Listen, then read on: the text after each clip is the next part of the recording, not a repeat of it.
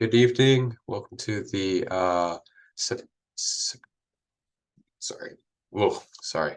Good evening. Welcome to our iteration of the 15-01 Community Policing Ad Hoc, September 21st. We have a number of us with here today. We're hoping just for a few more. I know that Mr. Farmer could not make it. Checking with Commissioner Howell. I don't see Jose Dorado or Reginald Lyles. I'll see if I can reach them.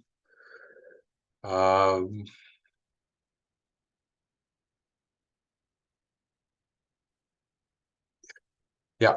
Why don't we, before we start getting into the document, just talk, maybe each one of us could maybe give some answers to this thought. Which is, where do we hope that the OPD's community policing program will be in 5 years?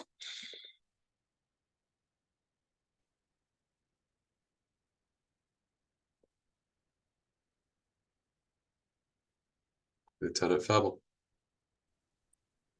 I think a great, reasonable goal for the program would be a fully staffed, and when I say fully staffed, I mean back in like 2012, a 35 position CRO unit that really quantifies exactly what their roles are, but more specifically, instead of having just an innumerous amount of priorities and that are untenable, would be to have just very focused, intimate knowledge of the communities that each of these officers serves, and dealing with true long-term projects that change the city or that community's output for years, hopefully decades. Kind of like, the project on 27th and Northgate in West Oakland, and Bromley in East Oakland, and 8601 Hillside in East Oakland. These were projects that will change those areas forever. And I think that we could accomplish that, of course, with a reasonable policy, fully staffing, and then obviously our commitment to working on what the community wants us to do, not necessarily always what the police department wants us to do crime-wise. Because as I've always said it, every officer from patrol to the violent operations center, they are all crime fighters, all of them, right? But CROs are the only 100% community dedicated police officers to the city. And I would like to see them to be fully dedicated, fully staffed, to be able to meet just the basic needs of our local communities who, do not ask that much of us, considering our challenges and circumstances. Thank you, Lieutenant Febble.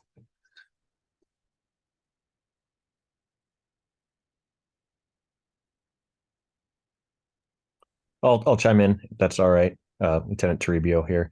I don't have an issue being like in response to this question being kind of idealistic. I think it's kind of good. Set the bar kind of high. In line with what Lieutenant Febble's saying, it would be great to have it fully staffed, and then not only have the position fully staffed, but it'd be great if they can be left to work on their projects for most of the time, if not exclusively. It's because of staff shortages, they get pulled in a lot of different directions. But I think, perfect world, they're fully staffed and they're working exclusively on their projects. That said, the third thing is not to kind of keep them in a separate pocket, just working on the projects, but try to integrate them more into other departments. So like in CID or Criminal Investigations Division and in patrol. So kind of like the spirit of what they're doing and with their projects, it's becoming like more of a department wide thing than just a specific select group of officers who are working on the projects. So those are kind of like the three things that I would hope in 5 years this group of officers or this program where it would ideally be. Thank you, Lieutenant Turbio. I'll go. Open. So yeah, thank you for that question. That's actually, very thought-provoking. And I'm kind of on the same line with Lieutenant Toribio about, being, shooting for the stars, and why not? I think that first of all, I think that I would like to see community policing not as a separate entity of OPD, but it become in 5 years a part of the fabric of the new culture of OPD. And that culture should be a culture of, safety practitioners by OPD, safety keepers, not necessarily crime fighters, but prevention fighters. And then that partnership with the neighborhoods and the residents of Oakland, it truly be a partnership. Thank you.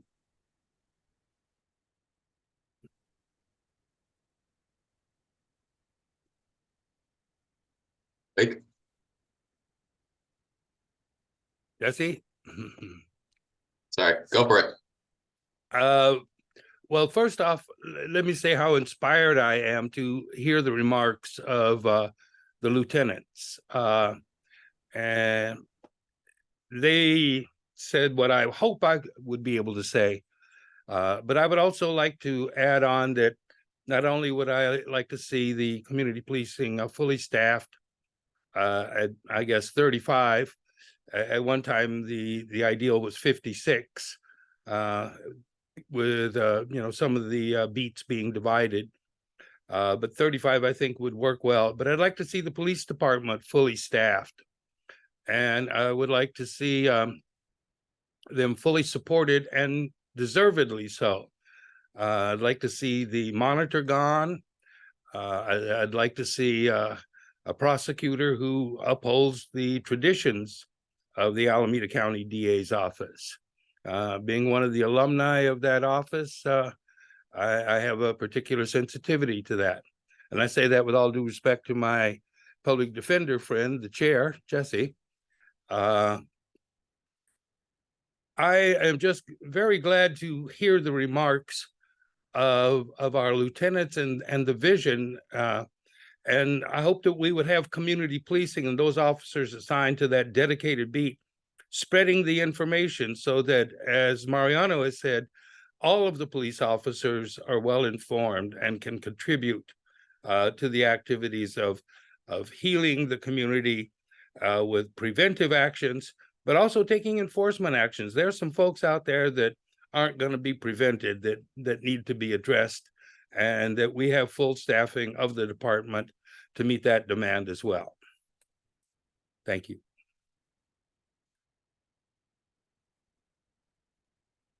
Thank you.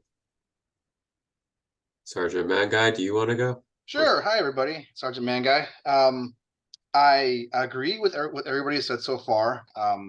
We need to be fully staffed. It's a little bit frustrating being given or being put in situations where you have a very large project or issue you have to work on and you don't have the resources to address it. So for sure, we need more officers to be able to do our jobs correctly. And then we also need more resources and training to be able to fill in the new expectations created by policies and procedures that are being put forward. Since we can't pursue vehicles, and 459 auto burglaries are one of the biggest issues the city has been suffering through, as well as like burglaries of businesses.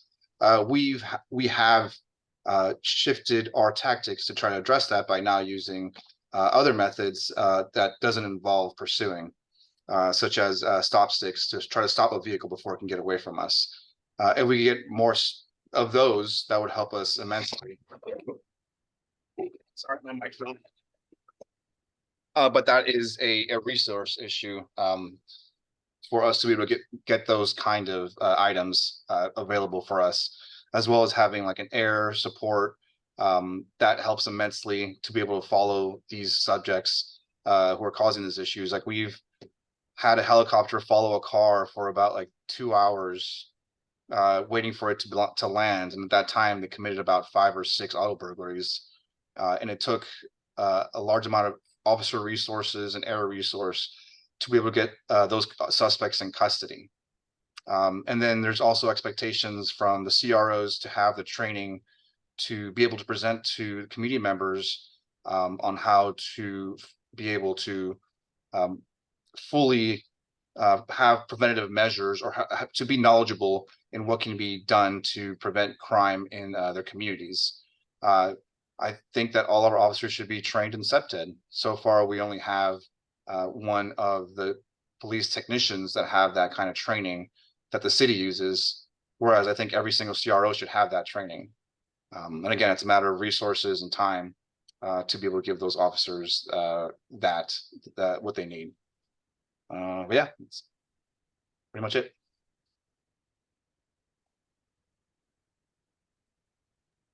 Thank you, Sergeant Manguy. I will finish off by saying that in many respects, I hope that in 5 years, the community policing program will have flourished, will have provided and presented an example to both the community and the other members of the department in such a way where you know, the ideal or the hope or the example that other officers want to follow are those who have gone through the community policing unit or are currently in it. I recognize in my job the value of those people who do have intimate ties with the community and do have intimate knowledge of things in the community as an incredible resource for the department, for the community, for others. And I hope that where we get to in 5 years is the ability to have that connection to better do the job that you're trying to do every day, which is to try to solve problems that are occurring in the neighborhood of a criminal nature. Right. Thank you all. Thank you all for taking the time. I much appreciate it. I am going to turn it over to Lieutenant Toribio. I believe that Lieutenant Toribio, you had sent us a copy of what sort of edits that we had generated over the last meeting. And everyone's had an opportunity to see that because you sent it, I think, the same night. Have there been any other changes that we should know about? No, I confirmed something though. Apologies. There's a hand up. Sorry. Oh, sorry. I just noticed that. Mike, are you hand up? Sorry, forgot to take it down. Yeah, no, apologies. I've been gone for like the last month or so. I'm at training and then awesome vacation. But I did confirm something, and it should be up. Let me get my page up. This is the point about including input that is recorded in a community resource officer supervisory note file on public input. So I talked to a member of the POA, and this verbiage does not present any issues. Keep in mind, I don't know how it's going to look, and it shouldn't change anything, but just kind of as an FYI, our performance appraisal forms are being reformatted. The fact that is being done isn't going to preclude this condition here from going into effect. There's always going to be space for a supervisor to reference notes in an appraisal. And as such, when they gather community input, that can then be reflected in the appraisal. So the only thing left for this, and if everybody's okay, we can just start here, was if we're good with this verbiage of it being a shall. The POA person that I spoke to had no problem with it. I think that was the only contention. But if we're okay with this, then I can kind of close out this or resolve this comment. Anybody have issues with the verbiage here as listed? For a little context, shall was what was in the document a year ago when it was passed. Uh-huh. Okay. Giving everyone a moment to think about it. I think not hearing any objections. I think we can go. Okay. Let me just resolve this comment.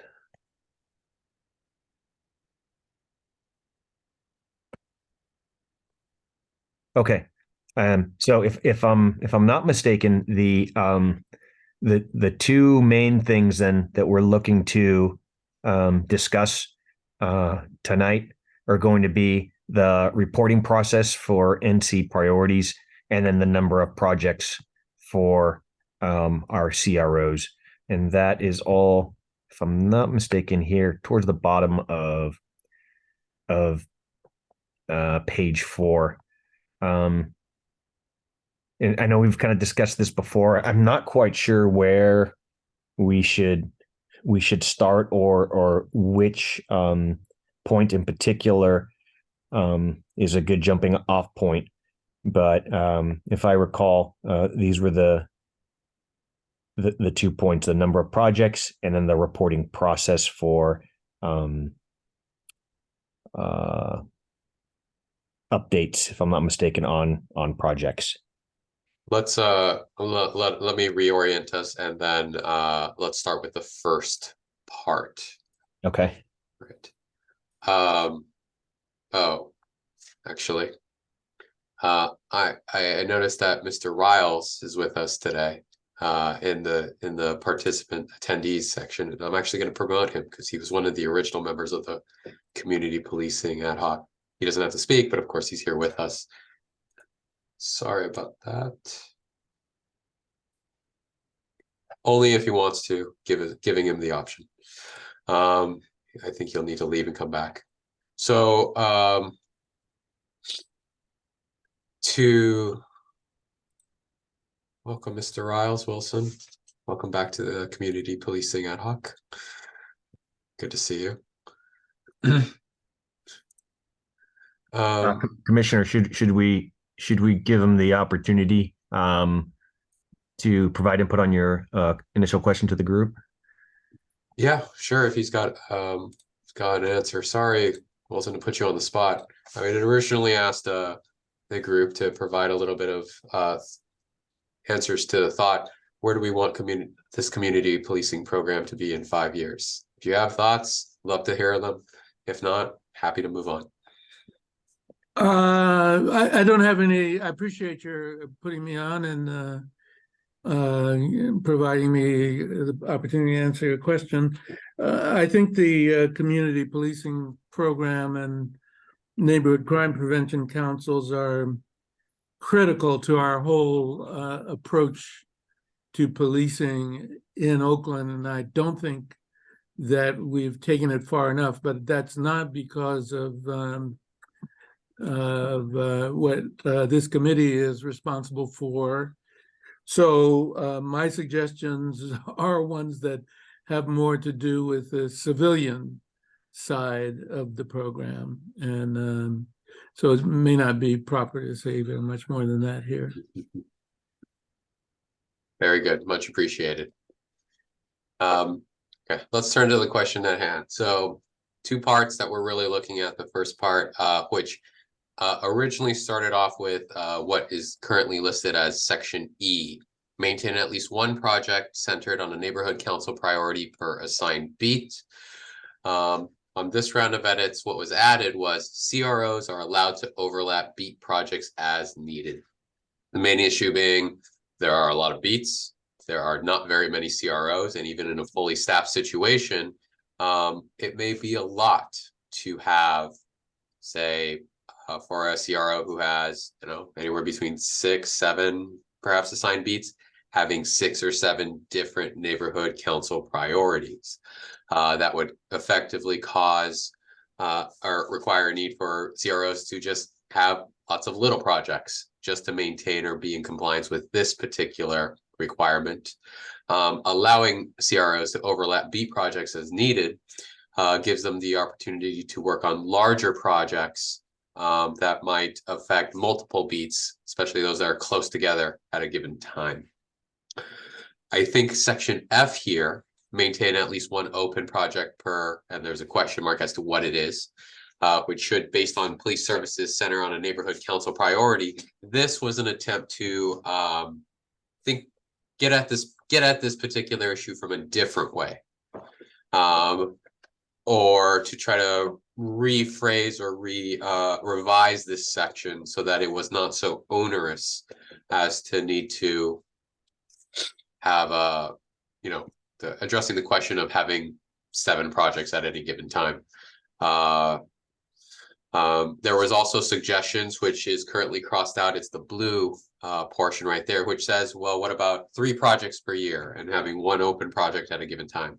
These are all sort of different ways of getting at the specific question, which is, we hope that CROs, and not just hope, we're requiring as part of policy, CROs have projects open specific to a neighborhood council priority. Now, this is distinguished from, of course, projects that are not neighborhood council priorities, but are larger crime and department priorities, which may be different from a neighborhood council priority. I think that's probably a good amount of context. Let me open it up to anybody who wants to add a little bit more information about this particular part. Mariano? Yeah, I have some basic questions. If someone can just give a definition of an open, what open means, open priority or open project. And then the other question I have is, also priorities. What constitute a priority? Like I remember in the beginning of this ad hoc, Lieutenant Fable, provided some information on a project over by Castlemont High School, or that neighborhood, where it took, I think it was several months or maybe over a year, but it was successful, and that was a priority. So I'm just asking, if someone can give a definition of an open project and how are projects prioritized. Thank you. Lieutenant Febel, I think you're going to take that.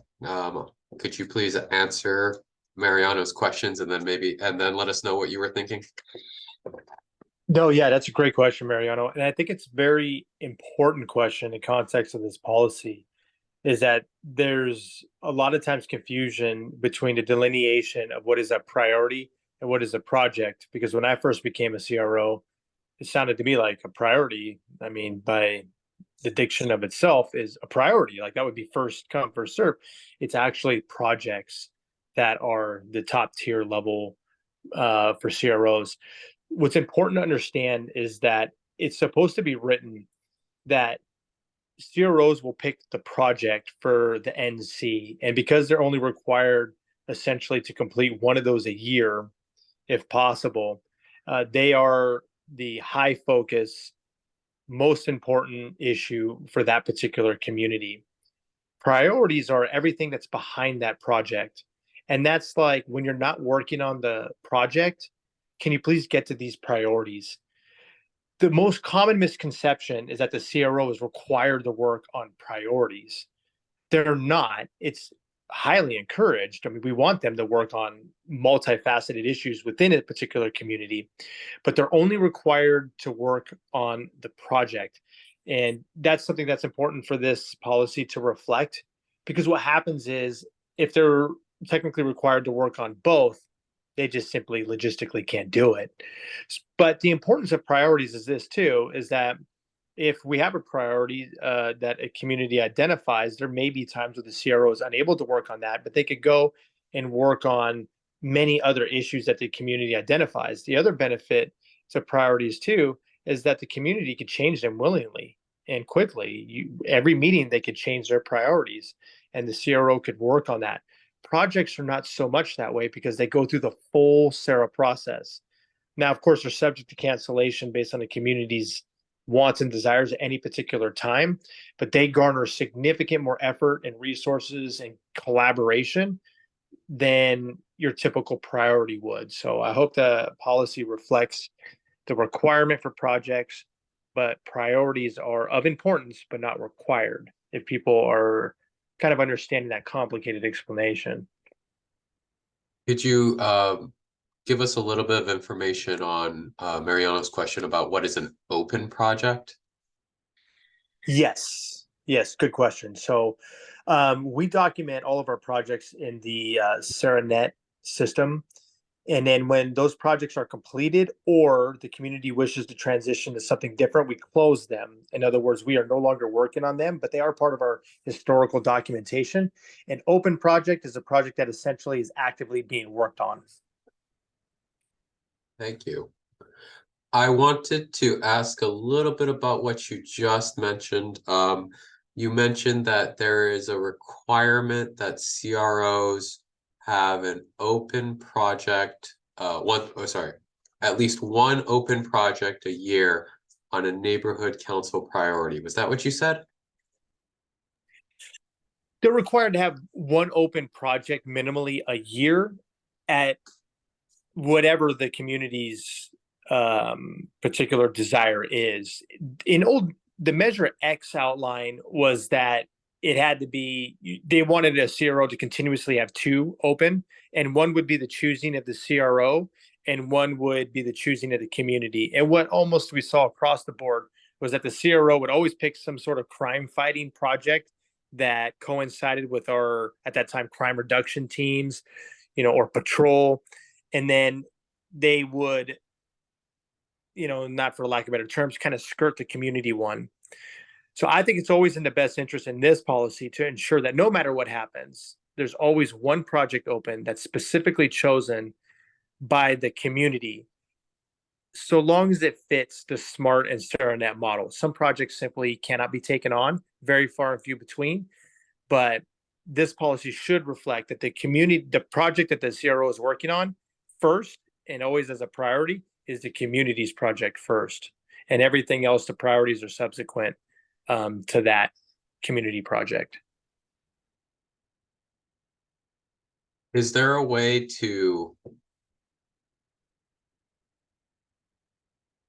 Okay, so let me back up. It would not be correct to call the things that a CRO does to work on a priority a project. Is that fair? That's fair. I mean, honestly, I just, like I said in the beginning, in terms of simplistics, I hate the terminology of priority. It just has that natural tendency to be like, hey, I should be working on this all the time. I really believe there must be a better word to say it, but the project truly is the priority. We should just rename the nomenclature for the secondary, the wish list, as I would say. I don't think should be called priorities. Okay. It says priorities in Measure X though, right? So we might be stuck on that. It does. It also says it in Measure Y. Yeah. And Z. Yeah. Okay. So in terms of what we have, right, for section E, that's on the screen in front of us, the first part of that first sentence, maintain at least one project centered on a neighborhood council priority. That sounds like is just what's going on right now. And then so the part that adds a little bit more complexity to it is this per assigned beat, which might multiply the number of projects that are open at a particular time. However, there's also a clause here that says CROs are allowed to overlap beat projects as needed, meaning that a CRO, let's say one assigned to 3 beats, may only have one project or might have 3. The way I kind of see that, that's kind of there is some flexibility there. There is some give, there's some ability for the CRO to both manage their workload and also work on community priorities, neighborhood council priorities that are of a larger type to bring up to the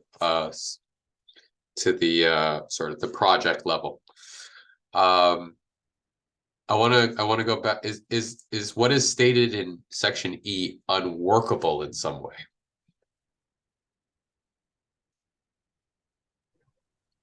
Sergeant Manga here. The only issue I can see here is the overlap may not be allowed by what the priorities will be by the community presented.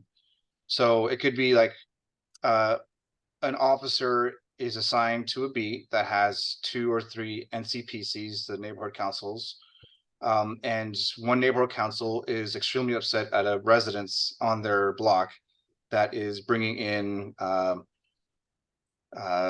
what they believe to be drug dealing, abandoned vehicles, theft, and they want that to be addressed. So that would be for that, pretty much for that block. And then there might be another NCPC that wants to have a business address that is having parties late in the evening and causing loud noise. Those 2 things like do not overlap. I mean, we could kind of stretch it to make it overlap, but there's going to be a point where that just having that kind of leeway is not going to be enough. We can only cover so much, being that the priorities will be set by the community, not by the CROs. What is the solution then, as it's written in policy?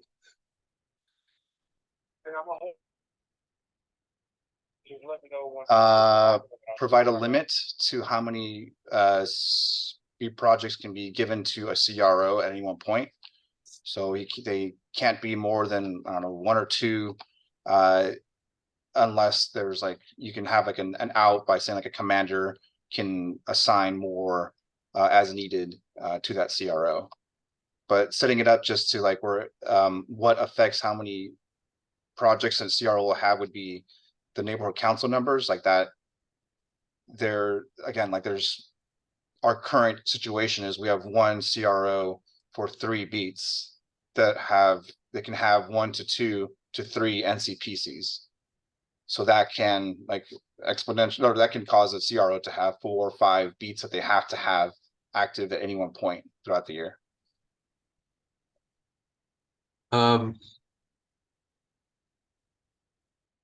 I'll make the observation that section E right now doesn't say how many projects you need to do in a year, right? It's at any given time. I'm interested in this part about a limit to the extent that, you know, it may provide a little bit of flexibility in saying, okay, you need to have maybe 2 or 3 projects at a given time. And sort of that limit be, or sorry, and sort of give some leeway to say we should at least try to have a project open per assigned beat over a given year. I don't know exactly how that might work. I do see a number of hands up though, as we sort of think about those things. Lieutenant Febel, is your hand? Okay. Jose. Oh, sorry. Your hand is up. Yeah. Yeah, I don't know what's going on with my phone. I apologize, but if Jose would like to go first, it's fine. I will say, just because having supervised these units for nearly a decade, Sergeant Manguy is correct. The policy should reflect the limit for projects for a CRO. There's numerous reasons, but just quickly, if we want a CRO to accomplish a long-lasting, real project, they take a lot of time and they take a lot of resources, often the resources of their peers in their same unit. And if you require them, they certainly can't do 1 per beat. The previous policy said they just shall have 1 open project at all times, In other words, they should always have a project going, which I agree with. But I just can't see them being required to have more than one open project at any given time. It's just going to be simply outside of their bandwidth and how many just the public correspondence they have to do via email and education, NC meetings, and relying on their peers for support for that particular project is extremely difficult.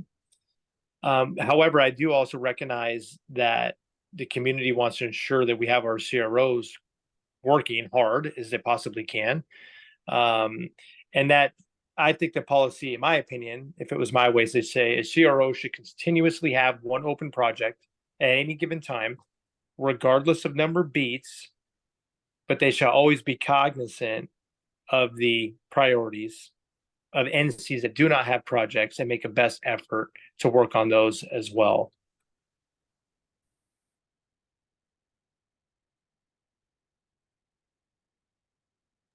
Thank you. Jose? Yeah, I respectfully disagree. I think the CROs should have an open project per beat.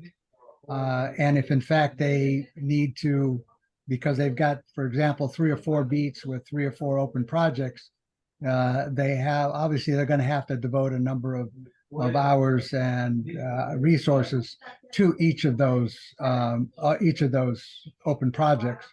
And it's just going to take them a little longer if in fact they have 3 or 4 beats and 3 or 4 open projects. And people, I'm talking about the neighborhood councils, are simply going to have to understand that. And I'm sure that the CROs will make that clear. But if you have just one open project per CRO and that CRO is covering 3 or 4 beats, then you potentially have issues between the neighborhood councils about what is the most important priority or project that should be worked on by the CRO. And that's not a situation we want to see develop. Competing neighborhood councils talking about that their project is more important. So one, I think that we should stick with the one open project per beat. And 2, the flexibility of having overlapping beat projects, I think is a reality given certain circumstances. For example, if in fact you've got a stretch of Foothill or Bancroft or International where you've got speeding that crosses beat boundaries, but it's a real serious issue there, such that the 2 beats agree that in fact there should be an overlapping beat project. Similarly, if you've got a bar that's causing a lot of problems, it may well be right there affecting 2 beats, given its location. So there is some flexibility, but I'm going back to, I think that we want to keep very clearly that in fact each beat should have a priority that's being addressed by the CRO. And it provides a real argument for getting more CROs back in their beats, and an even stronger argument for not having the CROs pulled off of their beats to do other than CRO work. So those are two arguments that I think have to be made by the community in a really strong manner to Chief Allison.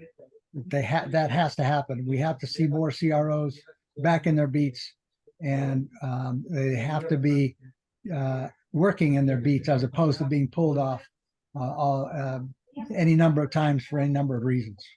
Thank you. Let me ask some questions based on what Jose just said. I think we all recognize that right now is the lowest amount of CROs that the program has had in a while. As of right now, what is the most number of beats, not NCPCs, but beats that a CRO has? So when last year I had 4 CROs for all of East Oakland, So to put that in context, now this was before the reorg, so that was technically from beats 26 to 35. So that was 4 CROs for 9 beats. And you can multiply that by 2.5 for NCs on average. Each NC would also want a project, I'm sure, because they're essentially competing. So that would be significant. And I fully agree with Mr. Dorado. I mean, he's very smart in recognizing that we're trying to serve everybody here, and we should serve everybody. I think the crux is that the policy makes the projects essentially disciplinary. If they don't complete this, there are repercussions. If we're willing to have that discussion and modify that, then I think we could accomplish both sides of the coin on this one. Let me, and so let me just drill down. 4 CROs for 9 beats. I'm not counting NCPCs, but that sounds like 2.25 beats per CRO. Correct, sir. Okay. I think you would agree that there's a difference between assigned beats and NCPCs, yes? Yes. Okay. This policy says per assigned beat, not per assigned NCPC. That's a good point. Yeah. And so if you're maxing out at, 2 to 3 beats for each CRO, which you described the situation last year, and I imagine you described it as the low point. This policy, as long as those CROs had 2 projects open per assigned beat, they were within policy, right?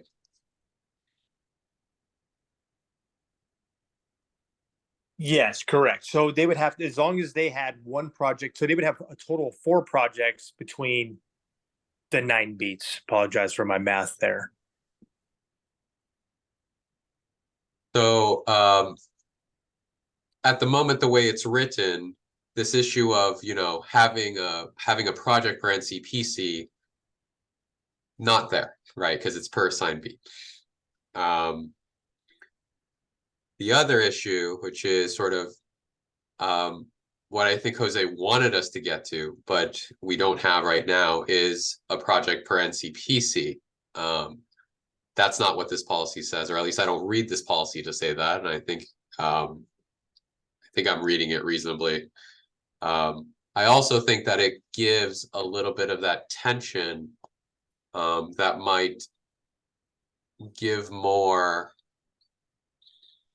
a little bit of that tension that might incentivize the department to provide more CROs, because sorry to say that in this situation, the CRO may need to choose between the 2 to 3 different NCPCs in that beat to choose that project. And of course, the other NCPCs may be upset, and they may try to, and that may be the sentiment that's needed to rise in order to get more resources towards the community policing program, so that more NCPCs can have more projects. And I fully agree with that. I think that was the one universal sentiment that everybody in this panel had with your first question, which is very smart, is everybody wants full staffing, but we're not there yet, and maybe some time before we get there. And I agree that all communities should be equally represented. If the CRO knows that they can open a project according to every NC, and then there's not a specific timeline given to that, so essentially it's a non-disciplinary issue. Of course, we could always rate their performance based on their appraisal, but it's a non-disciplinary issue. They wouldn't be out of policy per se for not completing it on time. Then I think that's an easy fix. Before I take Mariano, so that what you just described? I lost the thread a little bit. What you just described, what is that language?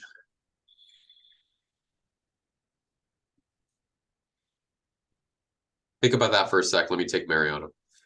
why don't we take Sergeant Mangay first, please? Yeah, Sergeant Mangai. Sergeant Manguy here. If we can just, since this was an issue initially and we kind of came to a translation that made it more tenable. But so a beat can be seen as like beat 13 is beat 13 X, Y, and Z. So we can kind of word it where there's no confusion. Like, is it beat 13 Y and Z, or is it just overall beat 13? Because that would allow beat 13 to have 3 NCPCs to be able to have a project. So if there's any way we can just kind of clarify that, so there's no question, maybe somewhere a definition of what a beat is within the policy. I have a list of things that we need to define. Off the top of my head, it's beat project priority. But I get that, and that makes sense. Sergeant Maga, can you tell us what's the most beats that a CRO has carried? Overall beats have been 3. Okay. Appreciate it. Mariano? Yeah, so it's the definitions that I'm right there with you, Commissioner Shea. So I'm having some issues with how a project, let's see, how one project can be centered on a neighborhood council priority. If I understand priority to be a front burner issue, and not necessarily a project where a project is a top tier level required SARA process definition and process. So I'm not quite sure how a project can be centered on a priority when priorities can change or not be front burners at any given time, and how you maintain that project as a top tier level. Is that, am I just confused with the sentence and the definitions, or does that make sense for anybody else, or is anyone else, kind of confused with that? You understand what I'm saying? Sergeant Fable, clearly defined what the difference between a project and a priority, and thank you for that, open and close and all that. So I'm not quite sure how one project can be centered on a neighborhood council priority when those definitions exist. Thank you. Sergeant Mangai? It's a project is any project we open up is going to be composed of a priority or 2. It's what creates the project. We communicate with the community during a meeting, through emails or phone calls, and they tell us what their prioritization is as to what they want to be addressed within their community. From that, we can build a project to help address those priorities. It's also kind of baked into our SARA software, where if there becomes a point where while working with the community, they let us know, it's like, hey, we're glad we know what you're doing to address these issues, but that's no longer a priority for us. Can you please instead work on this other issue that's bigger, that we do want to be addressed? There is an option to close out a project because it's no longer a priority for the community. It can also just be addressed by putting it on a back burner, where it's still an open project, but it's not going to be addressed. It's not going to be a priority for us to be addressed immediately. If that helps. Would it be fair to say, like, you interact with the community, you speak with the community, you converse with the community, and together you come up with a set of neighborhood council priorities, things that they would like for you to work on, things that require, as Jose says, a badge and a gun. But there are some priorities that can be elevated to a project level for you to focus on, that requires a lot more long-term work than, say, just knocking on a door or something and talking to somebody. Yes, it's exactly what you just said. It's the elevation of priority into a project. And again, it can be depending on what the community wants. It can be lowered or just closed out just by their requests. Like, hey, you haven't closed out this bar that's been putting a lot of loud music out at night, but you have been showing up. You've been going there to provide security checks. You have talked to them. They have lowered the amount of times they play loud music, but it's still happening. It's no longer a priority for us. Can you just please close it out as is? And then we would close it out and then move on to another priority they would like to bring to our attention.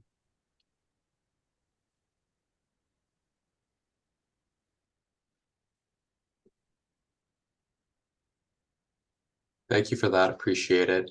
Thoughts, questions, suggestions?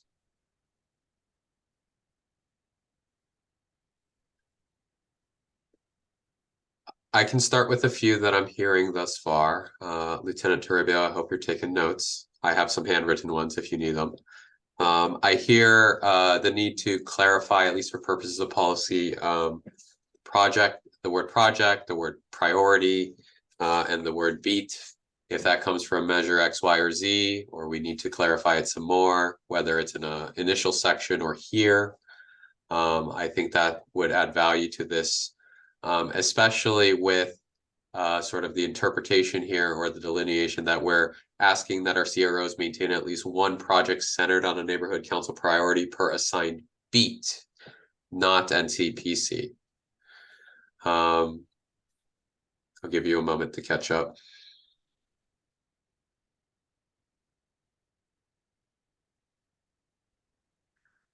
I also, oh wait.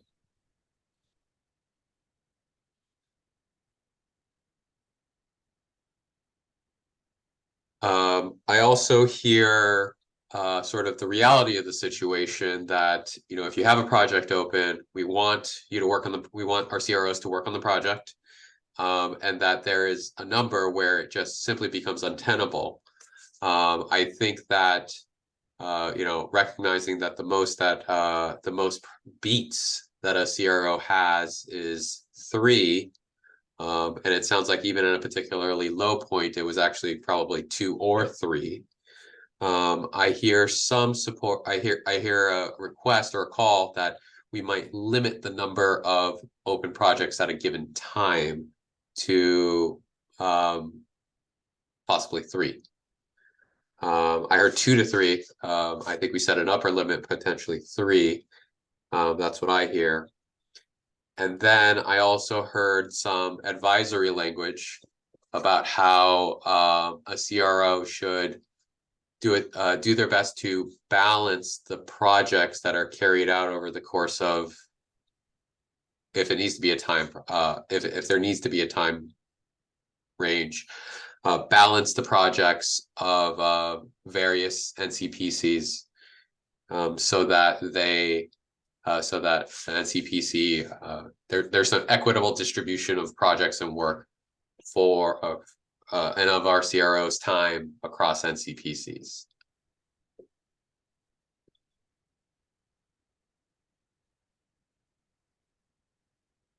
Part of that not just necessarily being equitable as in on impact, but also in just attention and possibility for interaction with the community. Thoughts about those things that I've hopefully heard and encapsulated as well as I can.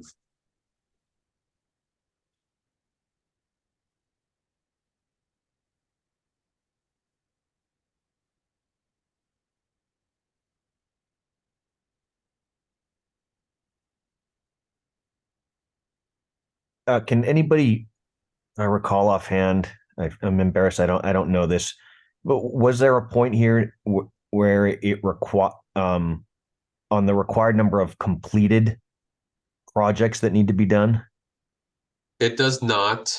I think there was a suggestion a few meetings ago about maybe we should track how many completed projects someone does, but I don't recall or know of anything that actually says there's a number required of completed projects, recognizing sort of Lieutenant Febble's example of you know, there's someone who just does a lot of projects, very small projects, and maybe not so impactful as opposed to a person who just does a very large project. Okay.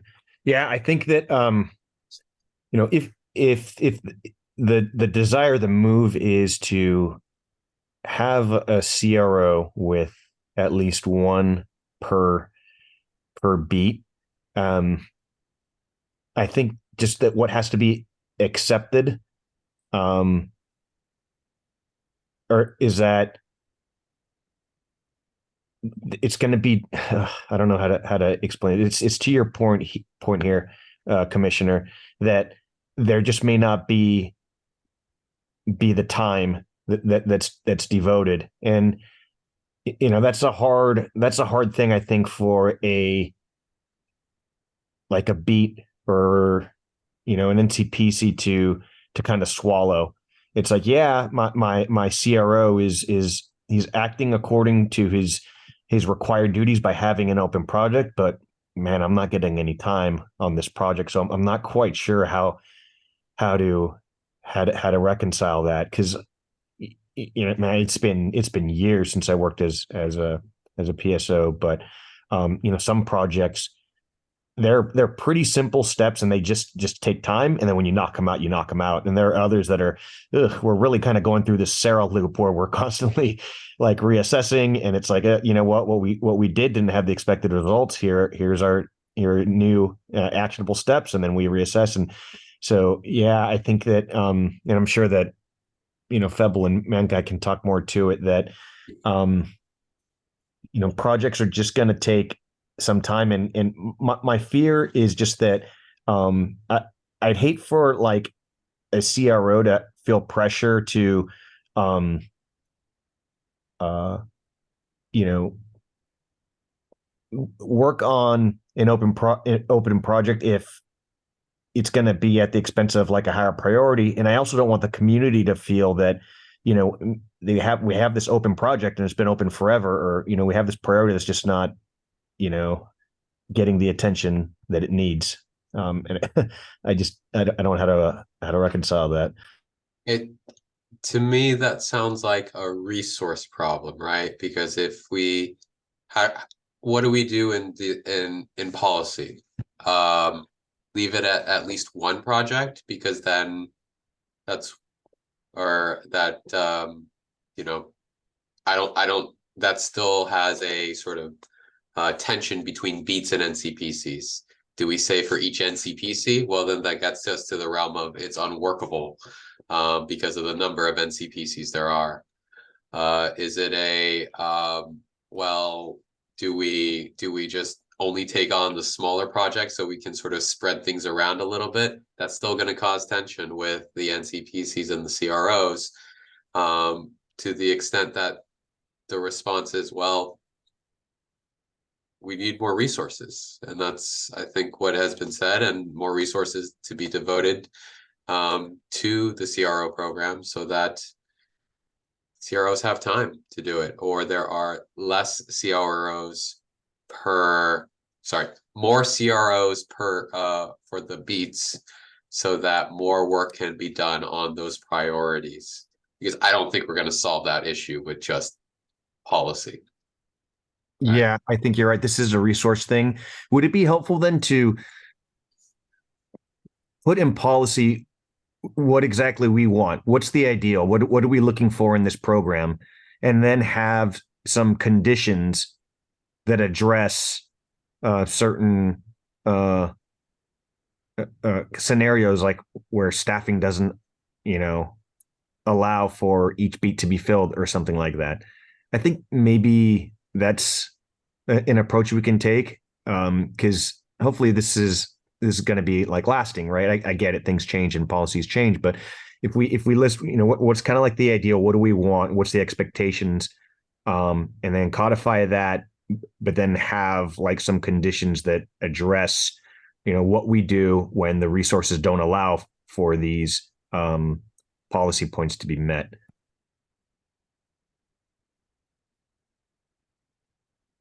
That is a very large can of worms. I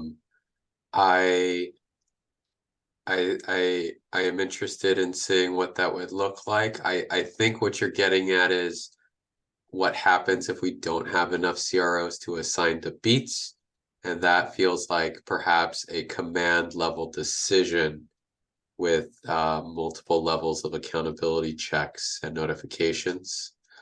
Something to perhaps think about and work on for the future.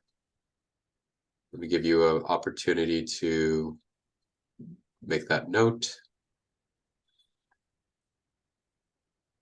And then take Mariano here.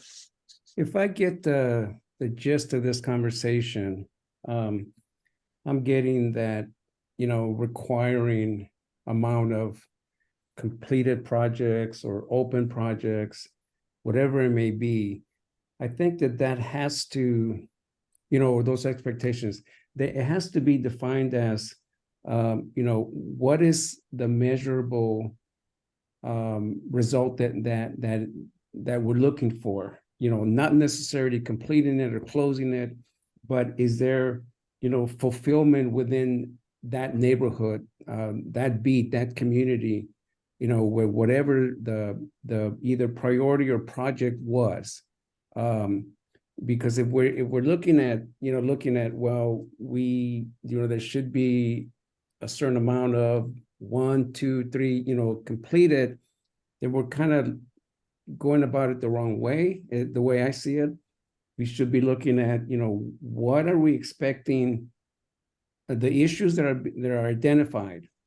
And so we this policy puts forth a project or a priority, then, you know, what are we expecting at the end? Something that's measurable, you know. So, you know, has the concerns of that neighborhood, you know, have they been fulfilled? Do they feel safer? Do they feel satisfied?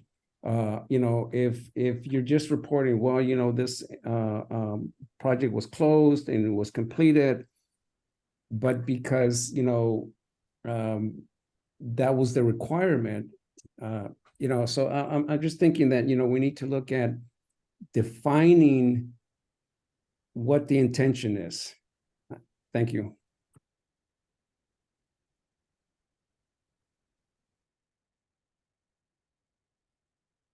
Jose? Yeah, thank you. I think I've heard a couple of times that we want to know, what is it we want to see? What is it we want to accomplish? And certainly it's that a problem be identified, and not just by the neighborhood council, but also the CRO and the NSC to take an active role in determining, you know, what is a priority, what is a real problem in the beat. And in the same vein, once that priority or that problem is identified, it gets written up according to SMART principles. The CRO takes it on and takes it through the SARA process. And I think we need to go back to what that process is. So you have a scan, you have an analysis, you have a response, and then you have an assessment. So if you've got a CRO that's got 3 beats and working on 3 projects, obviously there's only, you know, so much time in a day.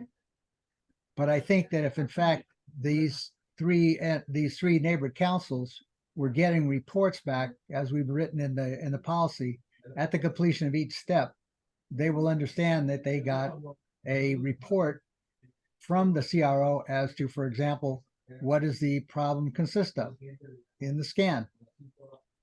And it's not as if the neighborhood councils are not getting any feedback at all. There's not a question of they're not getting any satisfaction because they don't see any progress, because they are getting, or should be getting, these reports in real time at the completion of each step. And let me just point out that, as the way I see it, in the second step in the analysis, frankly, I would rather that much of the research that identifies resources in the analysis step that potentially could relate to the development of the third step, the response, much of that I think can and should be done by the neighborhood council and community resources. I'd much rather have a CRO out on the street instead of behind a computer doing all this research. Now, obviously, I think that they should obviously have some role to some extent of identifying these resources. But I can see that the community can and should, certainly the neighborhood council, it's their priority, identifying these resources and then giving them to the CRO for his or her consideration in terms of how it relates or doesn't relate to the development of the response that they're going to apply. So there should be an active involvement, I think, on both sides. This, again, we're talking about partnership in terms of what is a problem. That should be a collaborative effort between OPD, the CRO specifically, and the neighborhood council. In the same way as the priorities going through the SARA process, that there be an active involvement by the neighborhood council in the development of for example, the resources that are identified in the analysis step. So I think that this can and should be done. And I think in that way, the neighborhood council will be seeing that there is progress, because not only will they get reports at the completion of each step, but they will actively be involved at different portions of the SARA process. And I think that would satisfy them in terms of any of progress being made on their priority. Thank you. I'm going to push back just a little bit on one point, which is the expectation that an NCPC is necessarily going to be involved. Right. I get that that may be the case for some NCPCs, but I also can imagine many different people who might want to just show up to a meeting and say, there's this problem. I want you to fix it. I don't got time to deal with it. I also got my own things to deal with and got my own things to figure out. The entire NCPC may be made up of the people who feel that way, like, or who just don't have the wherewithal, to do that research or to come up with those resources, whether it's because they don't know what they are, they don't have the time, they've got so many other things going on, they just want that particular problem to be dealt with. So I would push back just a little bit and just say, although we certainly want to take more and have this expectation that we may take more and the officers can do more because the community takes more, I don't think that's necessarily a universal across really any community in any community, right? Jose, here. Yeah, I would definitely agree. That's certainly the case, because there's such a wide spectrum of neighborhood council. So I wouldn't argue that point at all. Yeah, and so that's just recognizing the reality that there are some NCPCs where a CRO may be able to do less, but not necessarily, right? But my point really was for those neighborhood councils that can to have that open door. That's collaboration. Right. It shouldn't even be a question that they can collaborate on the advancement of the priority through the SARA process. Obviously, there's going to be some neighborhood councils that, for whatever reasons, can't. And your point is well taken in that regard. Good. Taking up a lot of time on this section E. I think if we can scroll down just a little bit, Lieutenant Turbio, we might be able to get rid of the F and just try to work with E at the moment, which tried to sort of figure out some different parameters or language that might make this more workable. I think we're just trying to work with E at the moment. I also know that there's a community member that has had their hand up for a while, Donald Dalkey, and I want to give them an opportunity to speak, and then let's turn to this notification piece. Just give you an opportunity to speak. Mr. Dalkey, do you want to speak? You have the floor. Can you hear me? Yes. Well, I work with Jose in Maxwell Park, and really it was a question sort of to Jose, who was concerned about one beat that might have two NCPCs in it. And if you had just one project per CRO per beat, and that CRO had 3 beats, you got competition. You would have that same competition, Jose, because some beats, like we have 17 X and Y, if you have one project per beat, you even then are going to have that potential conflict between 2 NCPCs as to which one is going to be the project for that beat. End of my comment. Much appreciated, sir. Thank you. Let's see. We've had a lot of discussion about E. I think we've made some progress. I think we've started going towards a direction where we might hit some consensus with a little bit more work. Why don't we talk a little bit about the notifications, right? So this is notifications are generally about how things are going with a priority and how things are going presumably with a project. The original one, again, talked about reporting on the progress of neighborhood council priorities by presenting reports on the progress of each neighborhood council priority at neighborhood council meetings to the extent possible. The initial and it had 2 parts after that. One was presenting brief oral reports on the progress of each neighborhood council priority, and then submitting written reports to the sponsoring neighborhood council. It was slightly different than what's written there. It is originally it was not a may. CROs would need to do both of these things. And then the second part said submitting written reports to the sponsoring neighborhood council immediately upon each completion of each step in the SARA process to the extent possible.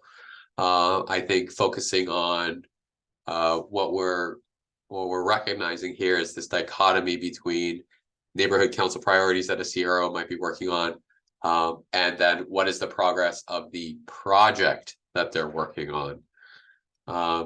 The difference between what was previously there and was here,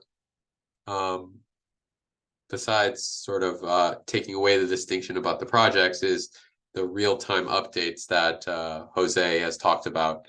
Jose has talked a number of times very passionately about how there need to be real-time written updates about the SARA project, scanning, analysis, response, and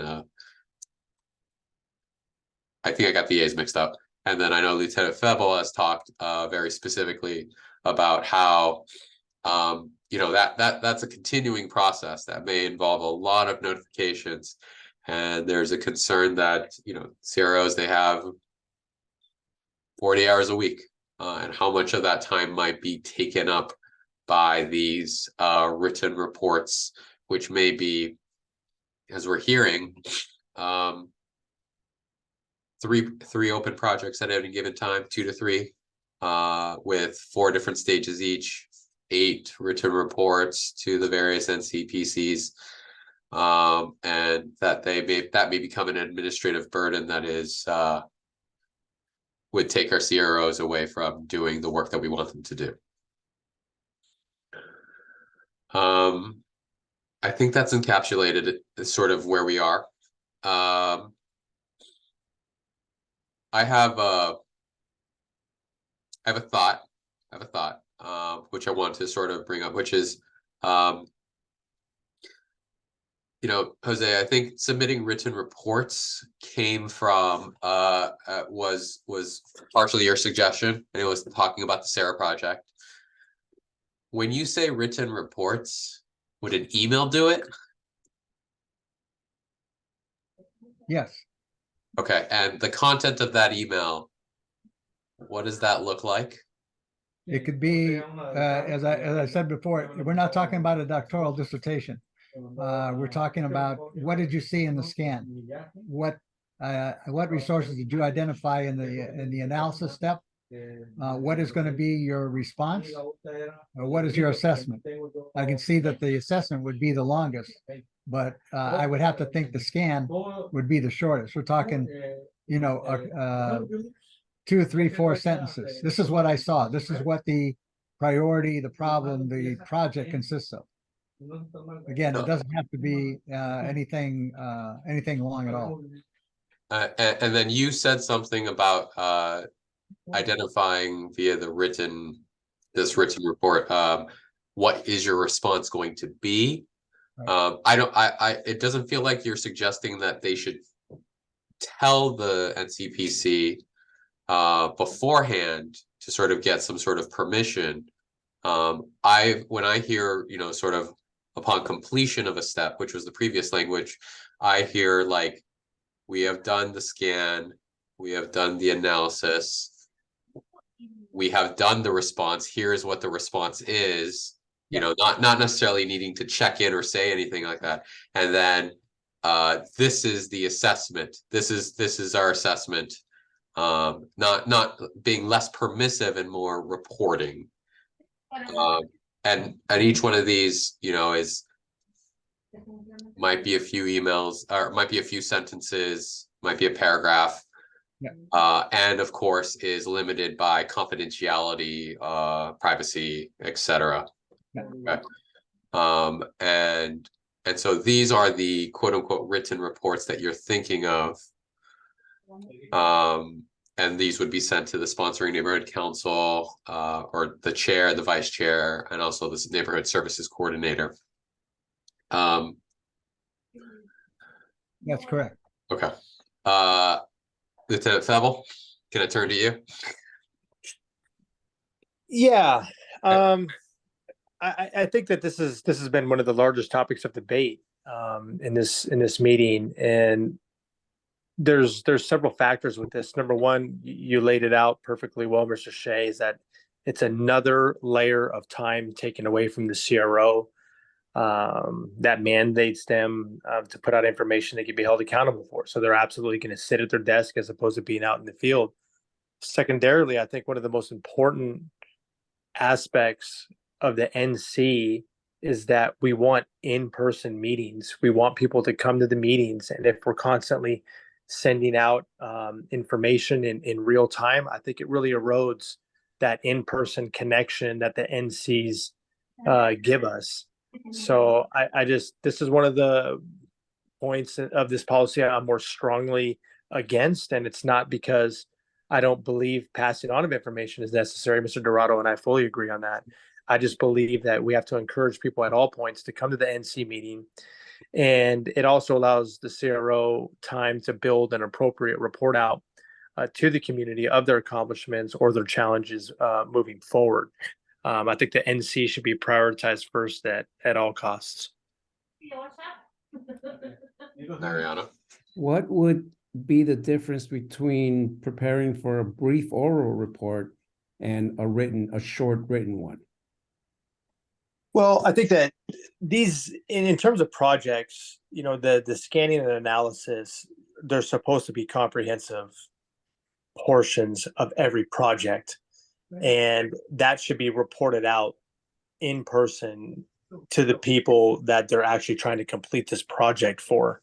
I think sending out just little snippets here and there doesn't lend itself to the original intent of what these report outs are. Now, I will say, as I said in the first one, the NC actually gets to dictate the information that they want. I've had NCs who want information about shootings and violent crime, and I've had some NCs who just don't want to hear that, and they want to hear more about abandoned autos and the unhoused and things of that nature. So I think that that information should be shared and encourage people to come to the NC so we get a much larger community support, and that all of that information can be put out to everybody who chooses to attend, as opposed to some small email group that could be contained and isolated or siloed. So let me just ask a few questions here. Members of the department, when someone is working through the SARA process, there's a database. Do they have to enter information into that database that sort of falls along these 4 categories: scanning, analysis, response, and assessment? Absolutely, sir. All of that is tracked in a SARANet That, of course, is for purposes of the finances and the city charter for accountability. And annually, there is an assessment, a SARA-NET assessment by an external firm that evaluates the productivity and the efficiency of the CROs for the money. Great. Why wouldn't it just be a copy and paste from the SARA-NET database to an email? And that's a great question. There's very serious and information that is put into to SARA-NET that could have, of course, legal and physical repercussions for community members. So that information has to remain confidential. And officers are able to identify what is confidential and not? The answer to that is no, because we're not specifically trained in redaction. Got it. Who's doing the redacting? I personally have reached out to our homicide division for one of their folks whenever I have to forward information of a sensitive nature to, say, the city attorney or an external partner with the permission of the chief. Then I reach out to them for redaction. I think our records division also handles redaction because like our public records requests are funneled through them. And so I think they have people trained on what to redact and how that is done, either on video or in a report, etc. Yeah.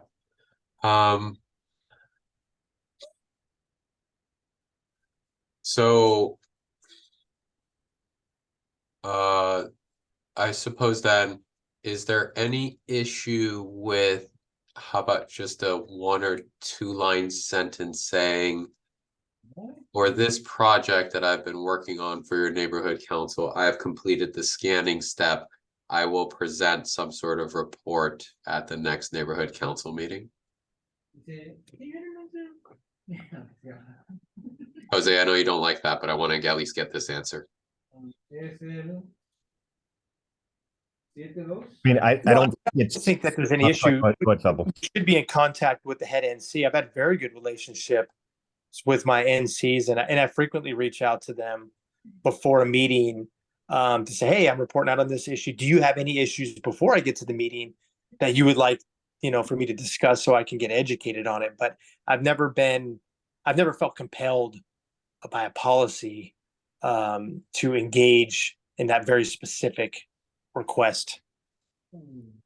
Well, Lieutenant Febel, you are a lieutenant, and so I'm sure you exemplify some of the various qualities that we hope to see in our CROs, and that's why you've been promoted to this section. I can't say that every single CRO might be the same, but I do appreciate that.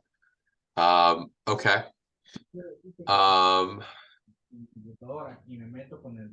And then let's see. And then we agree, like the previous language was just talking about projects, right? Not talking about reporting out on priorities, just only on projects. Sorry, the written reports. I'm just going to say yes. Yeah, I think in the original verbiage, this is the kind of what's here is kind of like the working thing as we were discussing it in other meetings, kind of the hodgepodge of ideas in rewording it. And so this says priorities. Yep. Okay. And not projects, but priorities. Right. And I think Jose's point was for the projects, that requires this extra layer or measure of extra layer of reporting outside of the priorities, which, thank you, Lieutenant Febel, we're sort of learning and making sure we stay on that dichotomy. Okay, well, Jose, just gonna ask you the question. What if they just say, hey, I completed the scanning process, I'll report out at the next meeting? Well, that to me, for example, in Maxwell Park, we meet every 2 months now. So that means that potentially we're waiting 2 months before we hear about a priority, something that may be very more important to us. And that's the main reason why they should report out at the completion of each step. And regarding the comment about, we don't want a CRO to be sitting at a desk versus being out in the street. Well, sitting at a desk working on these priorities is part of his or her job. It's not a either or. This is part of their job, and this is part of what they should be doing. Setting up I think it's not accurate to say that this should be presented in person. It should be at the next meeting. I don't think that holds any water. I think it's not a real big deal to write up something that reflects the scan analysis, response, and assessment without it having to take hours and hours. I just don't see that. And also the question of redaction. Well, if there's really a question, and I would think that the CROs in the process of doing this should have at least a basic knowledge of what needs to be redacted. And again, if it's a short report, such as an email, we're not talking about everything that they put in the SARANET database. It can be, I would think, it could be sent to someone who's authorized to do a redaction. But I just don't see that it's that big a deal to put out a few sentences regarding any one of the 4 steps without having to take a great deal of time to figure out, gee, I shouldn't put this address here. I shouldn't put this name or phone number. I think that is not a big deal. I just don't see that that's something that can't be resolved simply by having somebody authorized to do redaction take a quick review of what's being put out. Again, we're not talking about a doctoral dissertation. We're talking about an indication of what's the progress in each one of the 4 steps and doing it in real time, which I think is of the most use. I'm going to ask you one day to sit next to me while I write emails and agonize over the information that's in those emails. Lieutenant Febble, I see your hand up. I also recognize we're past time. Get your word in, and then we're going to talk about scheduling. Yeah, I think I think that one thing that perhaps a majority of us should agree on is that we should have close relationships with the NC. I mean, we should be able to call each other at any moment and go back and forth like I do with Mr. Bob Bodner on B27. We still talk to this day. Perhaps, I mean, we may not be able to have the real-time diction in there, but the policy should reflect that, hey, CRO should have a continuous and ongoing relationship with the heads of NCs at any given time. I think that's reasonable. I think that's something that we can and should do. Thank you. I see nodding from Jose. I just want to make sure we recognize that there's some agreement.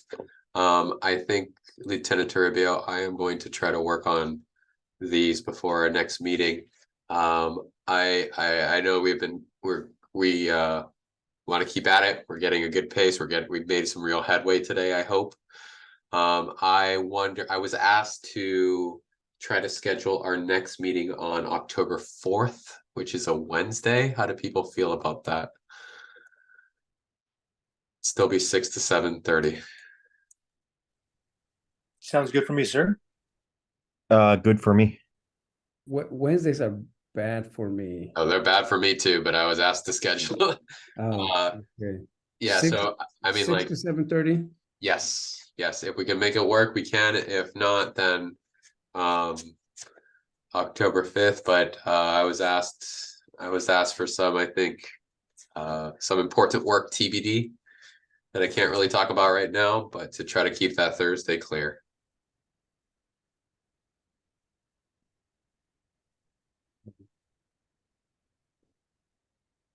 Well, if the majority wants to do that, I guess I can. I might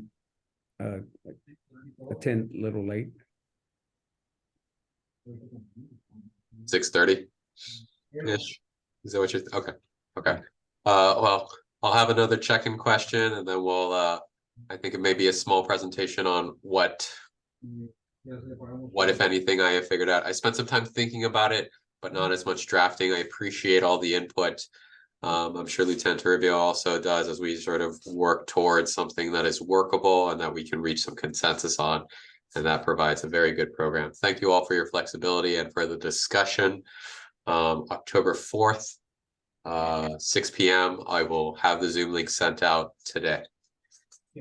Let me know if you're having any issues with the Zoom panelist links. I'm happy to sort them out, fix them out, or deal with any technical difficulties.